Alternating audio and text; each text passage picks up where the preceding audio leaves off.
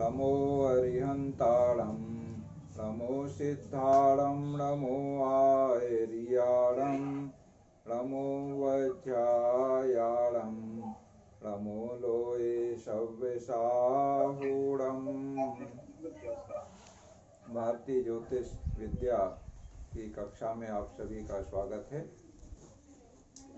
पिछली कक्षा में हमने 10 वर्ग के अंतर्गत सप्तमांश और नवांश कुंडली कैसे बनाते हैं ये बात समझ ली है।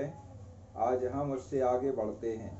इसके पहले आपने मुख्य जन्म कुंडली और होरा दृष्टांत ये समझ लिए हैं और आज समझेंगे द्वादशांश, षोडशांश, त्रिंशांश और षष्ट्यांश। इस प्रकार से ये 10 वर्ग पूरे हो जाएंगे। तो दशमांश में हम देखें बहुत आसान है, आप आसानी से कर लेंगे। जिस तरह से सप्तमांश में 30 अंश को हमने 7 से विभाजित किया है, अभी संकल्प की आए थे और वहाँ हमने संकल्प की कॉपी में करके उनको दिखाया है, तो कुछ अंतर था वो सही आ गया है। तो इसी तरह से नवांश में हमने 9 से डिवाइड किया था 30 अंश को। एक राशि 30 अंश की है तो नवांश में 9 से डिवाइड किया, तो 3 अंश और 20 कला का 1 भाग, 9 भाग ऐसे हमारे हो गए थे। और नवांश में बहुत आसान है, मेष से प्रारंभ करके और क्रमशः आगे बढ़ते जाते हैं। जैसे मेष से हम चले तो मेष, वृष, मिथुन, कर्क, सिंह, कन्या, तुला, वृश्चिक, धनु, यहाँ तक मेष राशि के नवांश पूरे हो गए, 9 हो गए। इसके बाद वृष राशि का नवांश से शुरू होगा, तो इसी के आगे से शुरू होगा, मकर से प्रारंभ करेंगे और कन्या तक जाएगा। और इसके बाद में मिथुन राशि का शुरू हो गया तो कन्या के बाद तुला से शुरू हो जाएगा। इसी तरह आगे बढ़ते जाएंगे।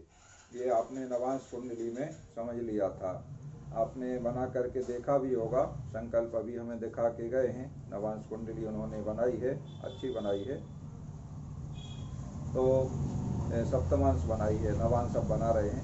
अभी हम आगे बढ़ते हैं, दशमांश के बारे में समझ लेते हैं। विशेष रूप से आपको नियम समझ लेना है और शेष गणना आप स्वयं कर लेंगे। तो 30 अंश में हमने 10 का भाग दिया। दशमांश कुंडली की हम रचना कर रहे हैं, तो 10 का भाग देने से सरल है, 3 आ जाएगा। तो 3 अंश के 10 भाग हो जाएंगे। अब किस भाग में हमारी लग्न आ रही है और किस भाग में ग्रह स्थापन होगा, ये अंश के हिसाब से हम उसका निश्चित कर लेंगे। और इसमें नियम आप नोट कर लें। सम राशि में 9वीं राशि से हम गणना प्रारंभ करते हैं और विषम राशि में उसी राशि से, यानी जिस राशि में ग्रह है या लग्न है उसी से हम दशमांश की गणना करेंगे। अब हम इस नियम को प्रयोग करते हुए गणना करके देख लें एक बार। सबसे पहले लग्न के लिए हम देख लें, लग्न कितना है हमारा। लग्न 7, 11, 49, 29 है। तो 7, 11 को हम देख लें। 7, 11 का मतलब 8 है, हमारा लग्न है। 8 का मतलब वृश्चिक राशि में लग्न है और वृश्चिक राशि सम राशि है। तो सम राशि में हमें 9वीं राशि से गणना करना है, ठीक है। अब लग्न हमारा किस में जाएगा, लग्न से ही हमारा जन्म चक्र का निर्माण होगा, ये हम निश्चित कर रहे हैं। तो सम राशि है वृश्चिक और इसमें 9वीं राशि से प्रारंभ होगा। अब इसके अंश देखें हम तो 11, 49 हैं, तो 3 अंश का 1 भाग हुआ, तो 11, 49 आ जाएगा।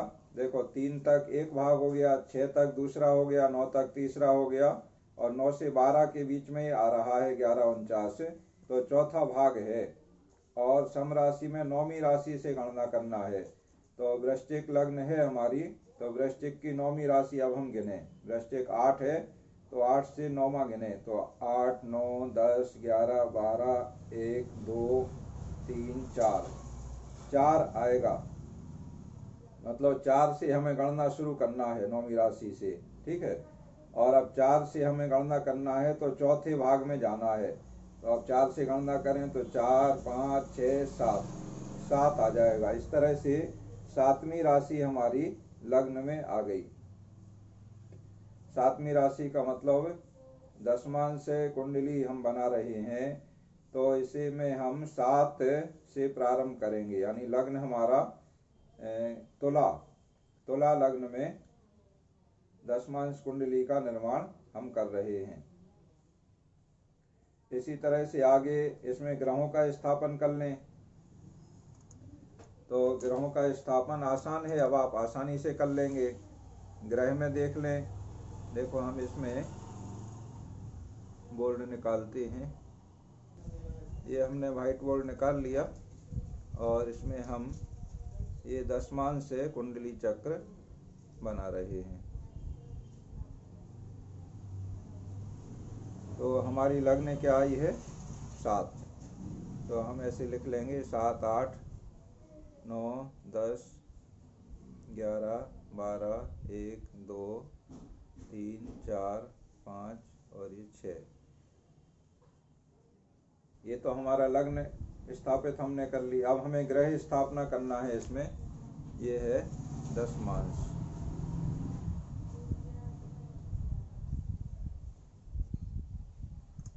तो सूर्य हमारा है 6 4 27। अब सूर्य देखें, 6 4 का मतलब 7वीं राशि में है और 7वीं राशि विषम राशि है। तो विषम राशि में उसी राशि से प्रारंभ करना है, तो तुला से ही प्रारंभ करेंगे। अब हम देखें किस भाग में जा रहा है। तो 4 27 अंश को हम पकड़ लें, तो 3 3 अंश का एक एक भाग है। तो 3 भाग तक पहला अंश हो गया, 3 से 6 दूसरे भाग, 4 27 से दूसरे भाग में आ गया। तो दूसरा भाग अब हमें तुला राशि से दूसरा भाग में जाना है। तो पहला भाग तुला उसी राशि में गया, दूसरा भाग वृश्चिक राशि में गया। तो सूर्य हमारा वृश्चिक माने 8 में आ जाएगा। तो यहाँ 8 में हम लिख देंगे सूर्य। इसी तरह आगे देखते जाएंगे। चंद्र स्पष्ट है हमारा 8 14 32। तो 8 14 का मतलब 9। 9 का मतलब क्या हो गया? ये विषम राशि हो गई। तो विषम में उसी राशि से अब अंश देख लें कौन से भाग में जाएगा। तो 14 32 है, तो 4 अंश 12 तक पूरे हो गए और 5वां अंश 12 से आगे 15 तक चलेगा। तो ये 5वें भाग में चंद्र जा रहा है। 9वीं राशि से 5वां विषम है, तो उसी से शुरू करना है। तो 9 10 11 12 1, ये 5वां हो गया मेष राशि। तो चंद्र आ गया हमारा मेष राशि में। तो हम मेष राशि में चंद्र लिख दें। इसी तरह से मंगल देखें 11 24 47। 11 24 का मतलब 12 और 12 का मतलब ये सम राशि है। तो सम राशि में हमें 9वीं राशि से गणना करना है। तो 9वीं राशि है 12, तो ये है 12 में है अभी मंगल, और 12 से 9वीं अब हम गिन लें। तो 12 1 2 3 4 5 6 7 8। 8 का मतलब वृश्चिक। वृश्चिक से तो हमें गिनती शुरू करना है। अब वृश्चिक से कितने भाग निकल गए हैं ये देखना है। तो 24 47 है, 3 3 के हैं, तो 24 तक निकल गए। 8 भाग इसके निकल गए हैं। 9वां भाग शुरू हो गया है 24 के आगे। तो 9वां भाग हमें वृश्चिक से गिनना है। अब वृश्चिक माने 8 से 9वां।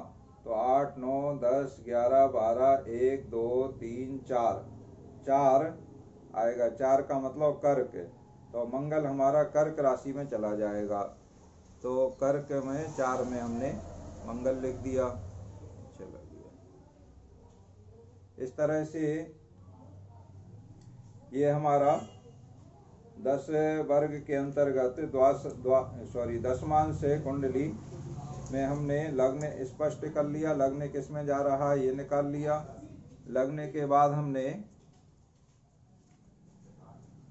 4 में मंगल, लगने के बाद हमने ग्रहों को किस तरह से स्थापित करेंगे, सूर्य ग्रह देख लिया, चंद्र देख लिया, मंगल देख लिया, और इसी तरह से आगे के बुध, गुरु, शुक्र, शनि, राहु, केतु, ये सभी ग्रह आप देख करके इसी प्रकार से इसमें स्थापित कर देंगे तो आपकी दशमांश कुंडली तैयार हो जाएगी।